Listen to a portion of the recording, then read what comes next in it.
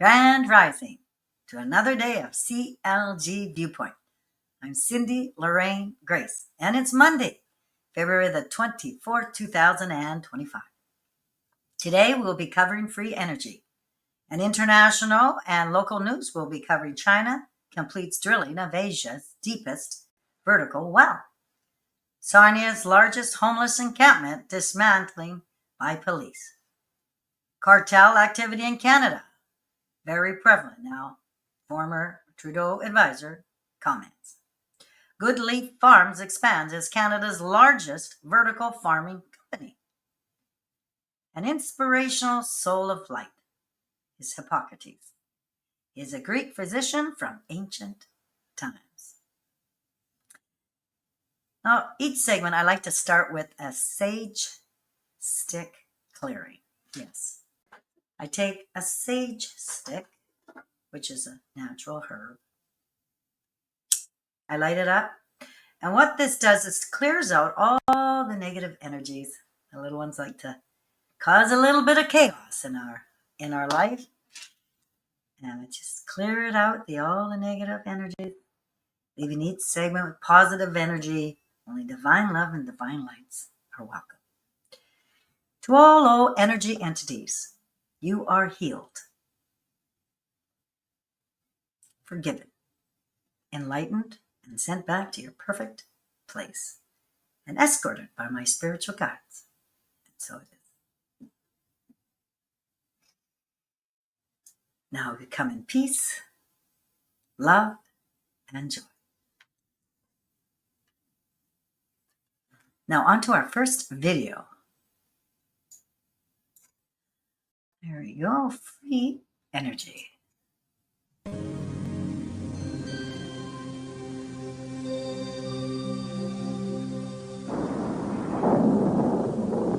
There's electricity in the air. It's a common expression and one that's true.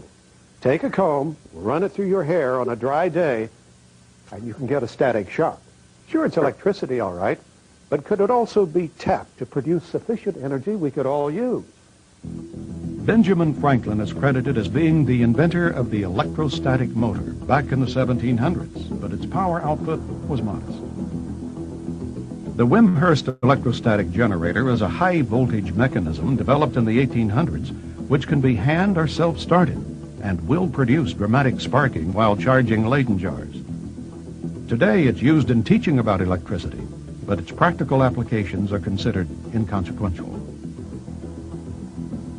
A high-tech variation of the Wimshurst device is the Testatica, or Swiss ML converter.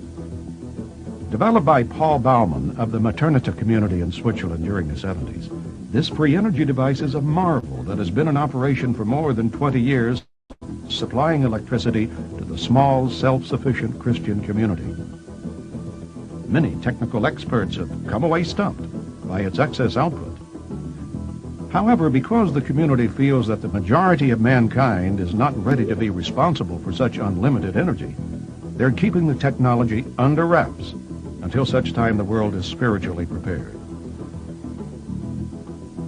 Other researchers, like Dr. Oleg Jefamenko, continue to pursue real-world applications for harnessing the electrostatic motor. His accomplishment, I feel, is the best, is that he used a specific type of electret, which is a waxy substance which holds charge, and it's like in many ways a magnet, electrical analog of a magnet. And he's achieved a 0.1 horsepower motor, which is a small device. And this runs continually on atmospheric electricity. Like the homopolar generator, the electrostatic motor is based on the dynamics of our Earth environment. As with wind and solar power, they offer real, sustainable alternatives that, with only modest gains in efficiency, could contribute to the replacement of our current dependence on fossil fuels. Are we clever enough to learn from the clues our planet is providing? Free energy. Yes, under natural law, there is free electricity. Something to look into. And now, on to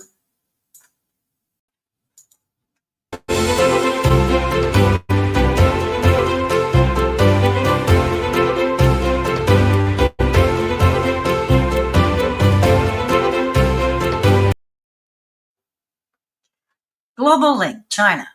Yes, China completes drilling of Asia's deepest vertical well.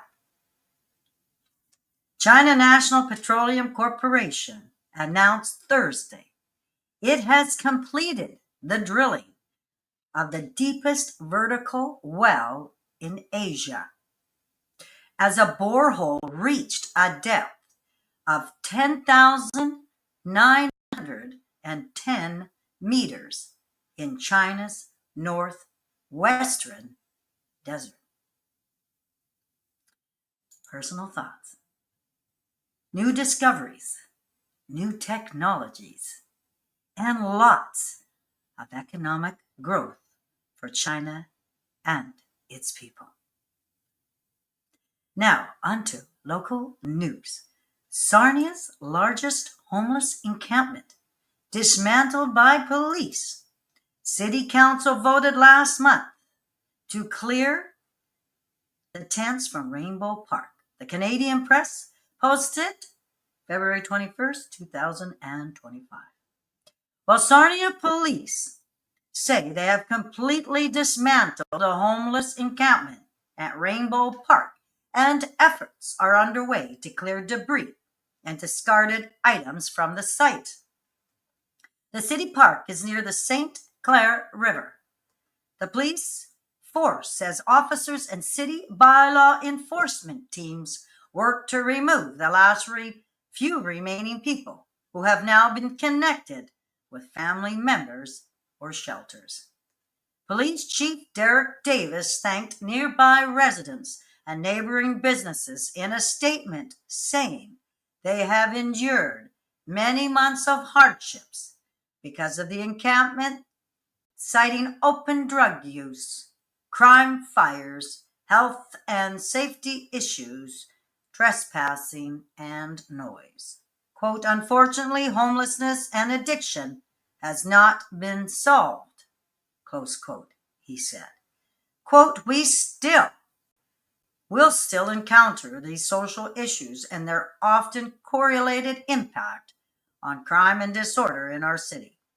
Our officers will continue to address criminal and provincial law infractions when and where they occur within our legislative authorities and available resources, close quote. Police say no one was arrested as they disbanded the encampment. Sarnia City Council voted last month to clear it. At the time, there were fewer than a dozen tents remaining at the Rainbow Park. Personal thoughts. Why would they be arrested? Every Canadian patriot that has their citizenship deserves a home. As under natural law, there is no homelessness in our land of Canada. And check out the I Am Cured program. Now on to the next article. Cartel activity in Canada is very prevalent now, former Trudeau advisor says, by Sean Boynton. Global News posted February the 23rd, 2025. Organized crime cartel activity is, quote, very prevalent now, close quote, compared to at least a decade ago, says a former national security advisor to Prime Minister Trudeau. And listing those groups as terrorist organizations may help prevent a national crisis. Jody Thompson says that the government's move to list 7 transnational criminal organizations, including multiple drug cartels, as terrorist entities under the criminal code will give law enforcement more tools to go after cartel-affiliated criminal groups in Canada, particularly their finances. That will be, quote, enormously helpful. I would say that 10, 15, 20 years ago, we would not have used the word cartel with regard to activity in Canada, but it's very prevalent now. It's become a problem, and we have an opportunity here to get a grip on it before it becomes a national crisis. A recent Criminal Intelligence Service Canada report said organized crime groups involved in manufacturing fentanyl operate mostly in British Columbia and Ontario. Beyond those provinces, crime groups engage in distribution and trafficking and increasingly rely on street gangs and outlaw motorcycle gangs, the report said. While cocaine remains the most common drug market for organized crime groups for Canada, the report found involvement in fentanyl has increased by 42% since 2019. Many crime groups are actively engaged with Latin American drug cartels to facilitate drug shipments and have linked with American groups in the trafficking of firearms in Canada, according to the report. The cartel terrorist listings were among several border security measures Canada agreed to in talks with U.S. President Donald Trump. Thomas said that the change in tone from the U.S. under the Trump administration, which has made several demands from Canada and other allies to boost security and defense spending while pursuing reciprocal trade policies. I think what is important in all of this, whether we're talking about economic security, environmental security, national security, or defense, is building Canadian resilience. I have a little video for you. Cartels as terrorist entities under the criminal code in Canada. This will give our law enforcement, our RCMP for example, police of local jurisdiction, provincial police forces, more authorities, more powers to follow the money and to look and see how criminal cartels are using sophisticated laundering tactics. Our border plan, we've seen a 97% reduction of the seizures of fentanyl going from Canada into the United States. So the investments we're making on the front lines are helping. The Prime Minister announced a new $200 million investment in intelligence. Our law enforcement with our communications security establishment will be sharing more intelligence, gathering and sharing more intelligence for frontline actors. We share information, we share intelligence with our American Customs and Border Patrol colleagues.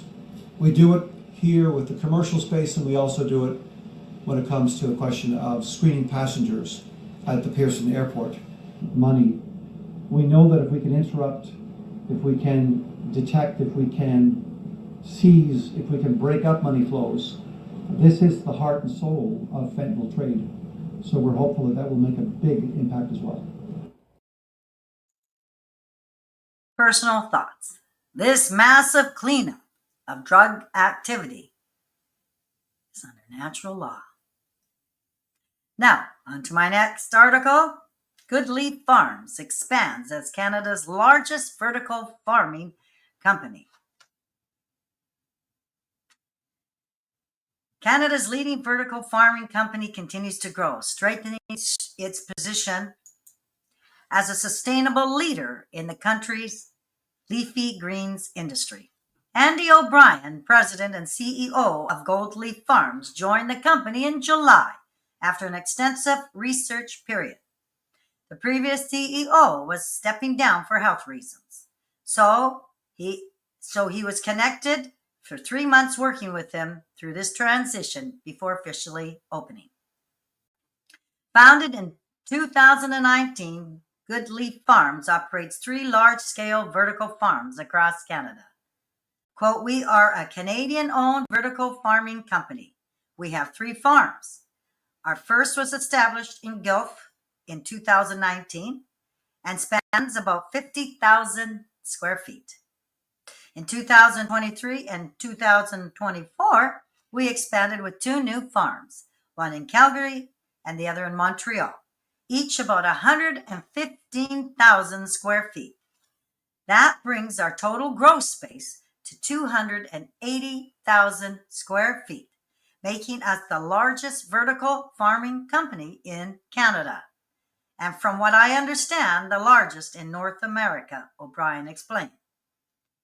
GoodLeaf specializes in growing leafy greens, including baby greens like lettuce, romaine, and spinach, as well as nutrient-dense microgreens, such as micro arugula, micro broccoli, and micro spinach. Quote, these are highly nutrient dense, sometimes up to 100 times, 40 times is kind of the average. They are extremely flavorful. They have a 21-day shelf life and reach stores within 10 days of harvesting. Because we operate in a controlled environment, we can grow year-round, said O'Brien. The company's distribution network spans major Canadian retailers.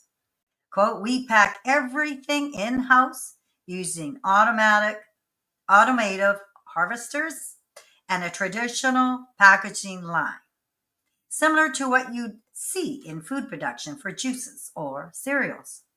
The real magic happens in our grow rooms, completely sealed, technologically controlled environments for light and irrigation. In our Calgary and Montreal farms, we have 1,300 large benches, continuously rotating with fresh crops. Once packaged, our greens are distributed to every major grocery retailer across Canada, including Loblaws, Sobeys, Save-On Foods, and Costco, all under the GoodLeaf brand. We're also exploring expansion into convenience stores and drugstores. There's lots of growth opportunity. While GoodLeaf currently focuses on Canada, U.S. expansion is on the horizon. Not yet, but it's part of our long-term strategy. Over 90% of Canada's leafy greens come from California and Arizona, requiring long transportation times that affect taste, quality, and nutrition.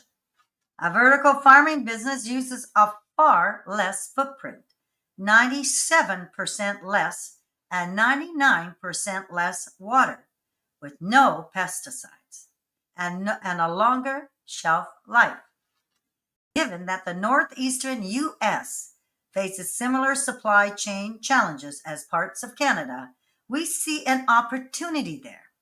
But for now, our priority is to strengthen our presence in Canada, said O'Brien. Quote, because it's farmed and then brought to the stores so quickly, the tastes are much richer, close quote. Looking ahead, GoodLeaf has ambitious growth plans. Quote, we have strong ownership partners, including the McCain family and Power Sustainable Laos out of Montreal. We have two very strong Canadian families that back us.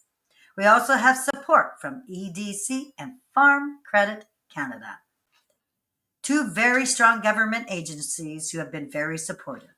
We do have plans to continue to grow and evolve with new farms. As the company continues to revolutionize farming, its long-term vision remains clear. Our vision for the next 5 to 7 years is to revitalize farming by providing Canadians and eventually the world, yes, the world, with healthier, sustainably grown products, said O'Brien. With sustainable farming at its core, GoodLeaf Farms is poised to redefine the future of agriculture in Canada and beyond. And here's a short video. Good mean to you? A good boy? A good job? A good meal? A good night? At GoodLeaf, good is more than just a word. It's a value, a mission, a belief. A belief that we can reinvent the future of farming and change the way people think about eating their greens for good. See, we know greens that are good for you can also be good for the environment, that they don't have to waste precious water, land, and fuel. We know they don't have to be abused by chlorine baths, insects, and harsh weather, that they don't have to be prone to bacteria and recall. We know organic doesn't mean what you think it does. And we definitely know they don't have to lose most of their fresh taste and rich nutrients traveling thousands of kilometers across continents and borders, as the vast majority of leafy greens we eat here do. We know good is greens that are grown close to home, because you deserve to know and control where your food comes from. Good is zero pesticides, herbicides, or literally anything else touching the leaves until you do. Good is greens available all year round, no matter the season. Good is when your greens are still good to eat the day you want to eat them. Good is more sustainable, more nutritious, more delicious, with microgreens and baby greens like you've never experienced before. Good for your body, good for your taste buds, and a whole lot of good for the planet. Because like we said, at GoodLeaf, good isn't just a word, it's a promise we intend to keep. GoodLeaf. Personal thoughts. I enjoyed that video. GoodLeaf. Incredible and wonderful that Canadian farming is expanding and providing healthy food, keeping everything locally and Canadian. I am Cindy Lorraine Grais, CLG View Point, and it has been an honor to share this time with you today. I thank you so much from the bottom of my heart. If you feel compelled to, please share this forum. Today's inspirational soul of light is Hippocrates. Yes, Hippocrates, the original father of medicine. He was an ancient Greek physician who lived during Greece's classical period. Enjoy. Have a truly wonderful day. See you on Tuesday, February the 25th, 2025. See you next time.